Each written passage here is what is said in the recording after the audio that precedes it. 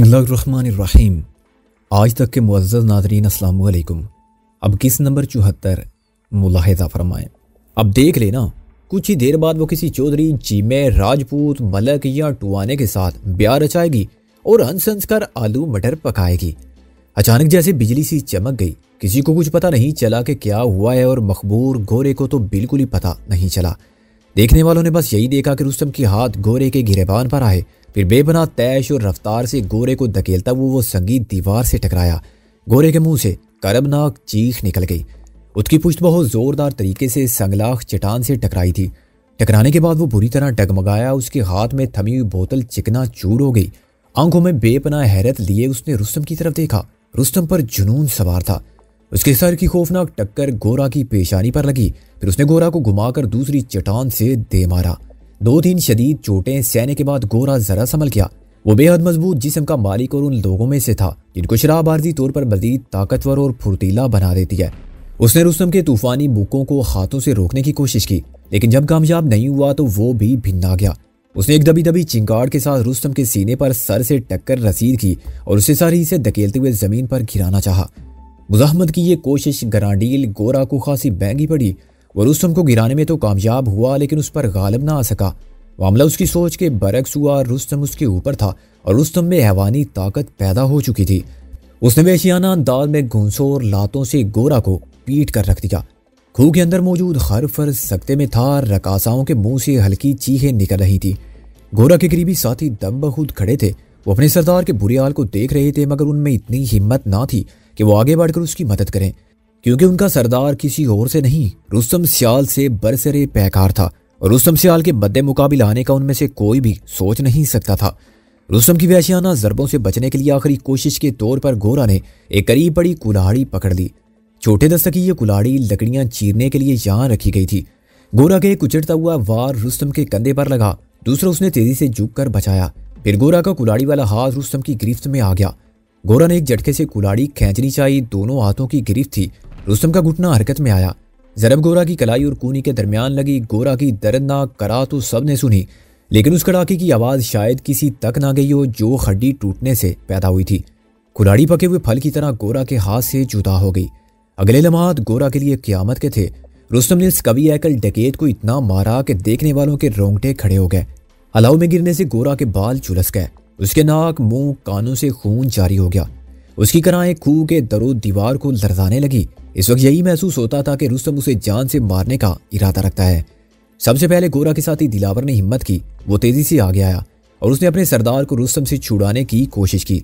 उसने रुस्तम और गोरा के दरमियान आते हुए कहा, सियाल साहब छोड़ दें, खुदा के लिए छोड़ दें, बस कर दें। रुस्तम ने अपना उल्टा हाथ इतनी वहशत से घुमाया कि उसकी जरब ने दिलावर को कई फुट पीछे जा गिराया। गोरा के सर के झुलसे हुए बाल रुस्तम की मुट्ठी में थे। उसके चेहरे को संगलाख जमीन पर रगड़ते हुए बोला, माफी मांग हरामजादे, माफी मांग, नहीं तो तेरी जान ले लूंगा। उसकी आवाज में वही कड़क थी जो खूह से बाहर तारीक आसमान पर लपकने वाली बिजली में थी। ये आवाज सुनने वाले के रगो पै में सराइत करती और जिस्म के एक एक रेशे को लरजा कर रख देती थी। दिलावर चोट खाकर गिर गया था। फिर नादिया ने हिम्मत की। नीम बेहोश गोरा को रुस्तम के जान लेवा शिकंजे से निकालने के लिए वो आगे बढ़ी और उन दोनों के दरमियान आ गई। रुस्तम, ये मर जाएगा, छोड़ दो इसे, खुदा के लिए छोड़ दो इसे। नादिया को देखकर दिलावर ने दोबारा हिम्मत की और नादिया के साथ मिलकर कटे फटे गोरा को रुस्तम की वहशियाना जद से निकालने की कोशिश करने लगा। उनको देखकर गोरा के साथी काठिया और जीदा वगैरह भी आगे बढ़े और रुस्तम को गोरा से जुदा करने की कोशिश करने लगे। खूह में कोहराम सा मच गया। रुस्तम करमनाक अंदाज में चीख रहा था, माफी मांग कुत्ते, मेरी बीबी से माफी मांग, नहीं तो मैं चीर डालूंगा तुझे। रुस्तम की गिरफ्त इतनी सख्त थी कि 5-6 अफराद मिलकर भी इस गिरफ्त को खत्म नहीं कर पा रहे थे। इस गिरफ्त में और इस मंदिर में कठोली गांव के बेले वाले खूनी हंगामे का रंग था। दिलावर ने रुस्तम के सामने हाथ जोड़ते हुए कहा, सियाल साहब, सरदार के बदले हम माफी मांगते हैं, हम सब मांगते हैं, इसे छोड़ दें, ये मर जाएगा। और गोरा वाकई करीब उल मरग था। वो मुकम्मल तौर पर बेहोश हो चुका था। उसका टूटा हुआ बाजू खौफनाक तरीके से मुड़ा हुआ था। बाल झुलस गए थे। चेहरा लहू से तर बतर था और लगता था कि एक आंख जाया हो गई है। रुस्तम ने जब देखा कि वो मुकम्मल तौर पर बेहोश हो चुका है तो उसकी पसलियों में एक जोरदार ठोकर रसीद करते हुए पीछे हट गया। नादिया समेत कई अफराद ने रुस्तम को थामा हुआ था और संभालने की कोशिश कर रहे थे। खूह से बाहर बारिश अब भी हो रही थी, लेकिन पहले से धीमी थी। गोरा को छोड़ने के बाद रुस्तम आंखों में आतिशी आंसू लिए खूह से बाहर निकल आया और दाने के पास एक पत्थर पर बैठ गया। इसके कंधे पर कुलाड़ी का उचटता हुआ ब्लेड लगा था। यहाँ से कमीज फट गई थी और जिल पर कट लगने से खून रिसने लगा था, लेकिन इसे किसी तरह की तकलीफ का एहसास नहीं हो रहा था। असल तकलीफ तो दिल में थी। बीबी के बारे में गोरा की जबान से बेहुदा अल्फाज सुनने के बाद इसके कानों में जो जहर घुला था उसकी तलखी शायद कई दिनों तक बरकरार रहनी थी। खूह के अंदर शोर मचा हुआ था। पानी पिलाओ, कोई कह रहा था। जिस्म ठंडा हो रहा है, आग के करीब ले जाओ, किसी दूसरे ने कहा। पहले खून तो बंद कर लो, किसी तीसरी आवाज ने मशवरा दिया। खूह में मौजूद बर्दो जन गोरा को होश में लाने की कोशिश कर रहे थे और साथ साथ उसकी मरहम पट्टी भी। रुस्तम कुछ देर दहाने के सामने बैठा रहा। बारिश तवातर से उसके तपते हुए जिस्म पर गिर रही थी और उसकी रगों में दौड़ती हुई आग की तपश को धीरे धीरे कम करने की कोशिश कर रही थी। वो उठा और धीमे कदमों से चलता हुआ ऊंचे टीले पर जा बैठा, जहां से पोठवार के इस इलाके से दूर दूर तक देखा जा सकता था। ताम इस वक्त कुछ ज्यादा दिखाई नहीं दे रहा था। बादलों की शाम काजिब के बाद अब शाम सादक भी नशीबो फराज पर उतर आई थी। हर तरफ तारीकी की चादर फैलती जा रही थी। बारिश में भीगती हुई चोटियां और खाइयां इस तारीकी में रोपोश हो रही थी। रुस्तम का सारा लिबास शराबूर हो गया था। लंबे बाल भीग कर गर्दन और चेहरे से चिपक गए थे। वो घुटनों में सर देकर बैठा रहा। पॉलीथीन में लिपटा हुआ माउजर उसकी कमीज के नीचे था और सरकंडे काटने वाला वो छुरा भी जो मोहतम बस्सी से साथ लेकर वो चला था। मोहतम बस्सी छोड़ने के कुछ ही देर बाद वो इस छुरे और माउजर से 4 जीते जागते इंसानों को मौत के घाट उतार चुका था। इनमें से 3 पुलिस एहलकार और एक नारपुरी चौधरियों का कारिंदा था। शायद इस वक्त ज्यादा राहत उसे ASI को कत्ल करके हुई थी। यही शख्स था जिसकी निगरानी में चौधरी अशाम की हवेली में उस पर सितम के पहाड़ तोड़े गए थे। अचानक एक आवाज ने रुस्तम को ख्यालों से चौंका दिया। सियाल साहब। इसने मुड़कर देखा। ये चांदनी थी। बारिश उसे तर बतर कर रही थी। वो हाथ में मरहम पट्टी का सामान लिए खड़ी थी। यह सामान उसे नादिया ने रुस्तम ही के सफरी बैग से निकाल कर दिया था। रुस्तम ने अंदाजा लगाया कि चांदनी को नादिया ही ने भेजा है। यकीनन रुस्तम के मूड को देखते हुए वो खुद आने से कतरा रही थी। क्या है ये? रुस्तम फुनकारा। तो पट्टी कर लें, आपका कंधा जख्मी है। कर लूंगा, इसे अंदर ले जाओ। अगर आप कहें तो मैं कर दूं। वो अकलाई। मैंने कहा है ना, अभी मुझे जरूरत नहीं है। वो चंद में खामोश खड़ी रही, फिर जैसे हिम्मत करके बोली, मैडम नादिया ने कहा है अगर आपने खाना, मैंने कुछ नहीं खाना। वो घर जा, अब जाओ यहाँ से, जाओ। वो लर्ज कर वापस मुड़ी। टीले से उतरते उसे पांव जमा कर रखना पड़ रहा था। वो 3-4 मीटर नीचे गई होगी कि रुस्तम ने उसे आवाज दी, सुनो जी। वो डगमगा कर रह गई। वो होश में आ गया है? हाँ जी। नहीं जी, लेकिन अब कुछ ठीक है। क्या मतलब? होश में है कि नहीं? रुस्तम की आवाज में जहर था। हाँ जी, कुछ होश में है। वो बुखलाई हुई सी आवाज में बोली। उसके जाने के बाद रुस्तम ने अपना सर एक बार फिर घुटनों में दिया। बारिश धीमी मगर मुसलसल हो रही थी। इसके ख्यालों का सिलसिला वहीं से जुड़ा जहां से टूटा था। ताऊ शाम की हवेली में गुजरे हुए रोजो शब इसके जहन में अंगारों की तरह महफूज थे। वो गुजरे हुए दिनों के बारे में सोचने लगा।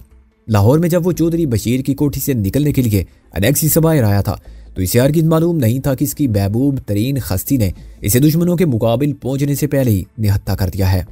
कोठी की आते में चौधरी के खूनख्वार कारिंदों से गुमसान की लड़ाई लड़ते हुए जब इसने रखवाली के कुत्ते पर फायर किया तो इसे पता चला कि पिस्टल तो खाली है। बाज़ वो अपने दिफा में कामयाब नहीं हो सका। एकदम इसकी हिम्मत जैसे टूट कर रेजा रेजा हो गई थी।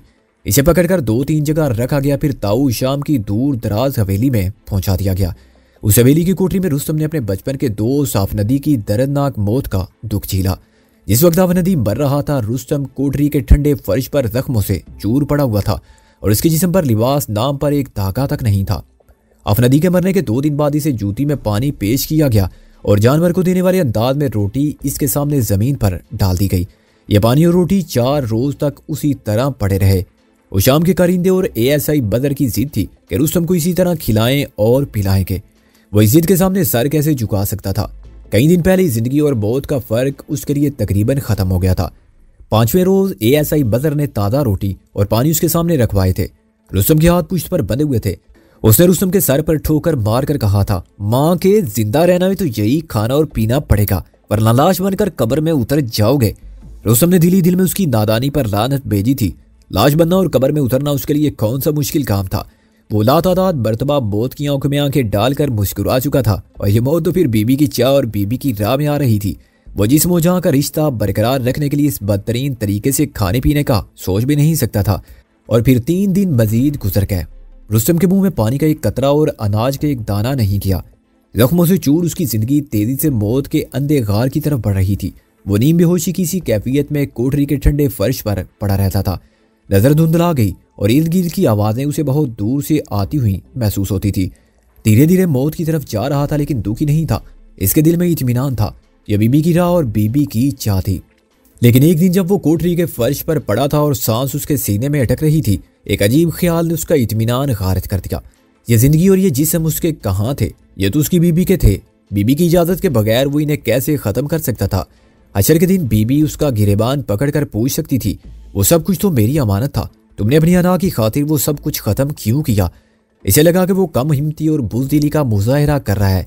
इस डर से कि जिंदगी और इस जिस्म को इश्क के मजीद सितम ना सहना पड़े, वो कब्र में उतर रहा है, खुद को अपनी लाश में छुपा रहा है। उसी दिन वो घसीटता हुआ उस जूती की तरफ गया था जिसमें 3 दिन का बासी पानी पड़ा था। इसके होंठ तर हुए थे। इसके सूखे हुए गले में जिंदगी की नमी दाखिल हुई और ऐसा करते हुए इसे बिल्कुल निदामत महसूस नहीं हुई। इसे यही लगा कि वो बीबी की ख्वाहिश और मर्जी के मुताबिक ऐसा कर रहा है। जब एक बार इसने अपना आप इश्क की रजा में मार लिया तो फिर बाद के मरहले भी इसके लिए आसान साबित हुए थे। इसे ताज़ा रोटी फराहम की गई जो इसने जानवरों की तरह घुटनों के बल झुककर और दांतों से उठाकर खाई। इसके अंदर एक जज़ब का मौसम था। इसे महसूस होता था कि वह जो कुछ भी कर रहा है बीबी की रजा और खुशी के लिए कर रहा है। यह सब कुछ बीबी करा रही है, और जब बीबी करा रही थी तो फिर शर्म कैसी, जिल्लत कैसी? इसे याद था बीबी के इश्क में गिरफ्तार होने के बाद वो घंटों और पैरों शाहजी के मज़ार पर सर नीचे किए एक नीम तारीक गोशे में बैठा रहता था। वहाँ टाइलों के दबीदार फर्श पर एक बुजुर्ग सब्ज चोगा पहने आंखें बंद किए मुसलसल रक्स किया करते थे उस वक्त तक जब तक थक कर गिर ना जाते। फिर एक दिन शाम की हवेली में नीम बेहोश और जख्मों से चूर रुस्तम पर भी एक ऐसा ही वक्त आया था। वो शदीद तरीन बुखार में फनकते हुए फर्श पर पड़ा था। वो बरहना नहीं था। 2 दिन पहले उसके जिस्म पर जनाना लिबास चढ़ा दिया गया था। वो शाम के करिंदों ने उसके पाँव में घुंघरू बांधे और उसे नाचने का हुक्म दिया। उस दिन कई छोटे बड़े चौधरी उसकी कोठरी के सामने तमाशाई की हैसियत से मौजूद थे। रुस्तम के कनूदगी से भरे हुए ज़हन में मज़ार का एक वाक़या ताज़ा हो गया। एक इंग्लैंड पलट पाकिस्तानी सेठ लाहौर से सफ़र करके शाहजी के मज़ार पर पहुंचा था। 3 दिन के बाद उसके इकलौते बेटे को मियाँ वाली जेल में फांसी होनी थी। सेठ और सेठानी रो रो कर मज़ार पर दुआ मांगते रहे। फिर किसी मुकामी शख्स ने अपने अकीदे के मुताबिक कह दिया, सेठ जी नच के यार मनाओ। और नीम तारीख गोशे में बैठे हुए रुस्तम ने एक हैरत अंगेज मंदिर देखा था। सूटेड बूटेड सेठ ने कोट उतारा था, सफ़ेद कमीज पतलून से बाहर निकाली और सफ़ेद रेश बुजुर्ग के साथ मिलकर दमाल डालने लगा था। वह बहुत तनुमान था। उसकी तूंद हिल रही थी, मूंछें लड़ रही थी और आंखों से आंसू दारों की सूरत में बह रहे थे। उस रोज अचानक रुस्तम की समझ में आया था कि बात नाचने या ना नाचने की नहीं है, बात तो अपनी अना, अपनी शान और ज़ाहिरी हुर्रियत को किसी की रजा की खातिर बलियामेट करने की है। कतरे की तरह अपनी हस्ती को मिटाना और किसी अजीम पानी का हिस्सा बन जाना है। रुस्तम को मालूम नहीं हो सका कि वो सेठ अपने बेटे को बचा पाया या नहीं, लेकिन उसे ये मालूम हो गया था कि कुदरत राय मोहब्बत के मुसाफिरों से आन बान की कुर्बानी किस तरह वसूल करती है। उस वाक़े के ज़हन में ताज़ा होते रुस्तम के लिए इश्क का ये इम्तिहान भी आसान हो गया। इसके हाथ पुश्त पर बंधे थे, इसने अपनी आंखें जज़ब से बंद कर लीं और इसके जख्मी पाँव हरकत करते चले गए। इसे अजीब कैफ महसूस हुआ था। वो दारपुरी कुत्तों के सामने नहीं, अपनी बीवी के सामने नाच रहा था। वो एक ऊंची मसनद पर बड़ी शान से बैठी थी। उसके याकूती होंठ बाहम बिले हुए थे और उसके रुखसारों पर दुनिया के हसीन तरीन गुलाब खिले हुए थे। उसकी आंखों में सुच्चे मोतियों की चमक थी। वो अपने दीवाने की इताअत गुजारी को मखमूर निगाहों से देख रही थी। खूबरू माथे पर एक हल्की सी शिकन थी, जैसे सोच रही हो अपने इस दीवाने को इस जान सोजी का क्या सिला दे। और वो अपने पाँव को हरकत देता चला गया। अचानक एक आवाज ने रुस्तम को दोबारा ख्यालों से चौंका दिया।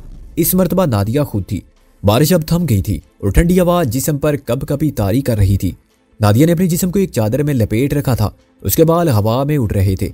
वो चंद फुट की दूरी पर खड़ी हो गई। क्या बात है? रुस्तम ने खुश्क लहजे में पूछा। दिलावर और काठिया वगैरह के पास एक वायरलेस सेट है, उस पर किसी लाला से बात कर रहे थे। उसको तुम्हारे बारे में और गोरा के जख्मी होने के बारे में बता रहे थे। नादिया के लहजे में तशवीश थी। मैं जानता हूँ वायरलेस के बारे में और लाला के बारे में भी, परेशानी की बात नहीं, तुम जाओ। वो खामोश खड़ी रही। जब उसने महसूस किया कि खामोशी तवील होती जा रही है तो कहने लगी, गोरा बहुत जख्मी है।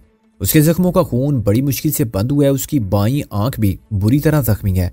माथे के एक हिस्से की खाल उतरकर आंख के ऊपर लटक रही है। ये लोग उसे छुरी से काटने की कोशिश कर रहे हैं। करने दो जो करते हैं, रुस्तम ने बेजारी से कहा। दिलावर और काठिया की बातों से पता चलता है कि ये लोग सुबह सवेरे ये जगह छोड़ देना चाहते हैं, क्योंकि इनके ख्याल में यहाँ ज्यादा देर रुकना ठीक नहीं है। वो ठीक सोच रहे हैं, लेकिन इस जख्मी गोरे का क्या होगा? इस फिक्र में तुम्हें हलकान होने की जरूरत नहीं है, ये कर लेंगे कुछ ना कुछ। रुस्तम के लहजे में दहाड़ का रंग था। नादिया जैसे सहम कर सुकड़ गई। वो कुछ देर तजब्जुब में खड़ी रही, फिर पाँव जमा जमा कर नशेब में उतर गई। खूह के अंदर अलाव की रोशनी थी और कुछ साए हरकत करते नजर आ रहे थे। अगले रोज सुबह सवेरे ये काफिला रत्तू डेरे पर या वड्डे डेरे की तरफ रवाना हो गया। रात ही में दिलावर, काठिया, जीदे वगैरह ने काफी काम किया था। एक खच्चर का पालान उखाड़ कर उसकी 4 लकड़ियों को 2 करके जोड़ा गया। फिर उन लंबी लकड़ियों के साथ एक तरपाल इस तरह मुंसलिक किया गया था कि स्ट्रेचर की शक्ल बन गई थी। उसी स्ट्रेचर पर जख्मी गोरा को लिटाकर उस पर चादर डाल दी गई। गोरा नीम बेहोशी में ओले ओले करा रहा था। उसका मुंह सूज कर कुप्पा हो गया था। बाएं आंख पर रुई रखकर पट्टी बांध दी गई।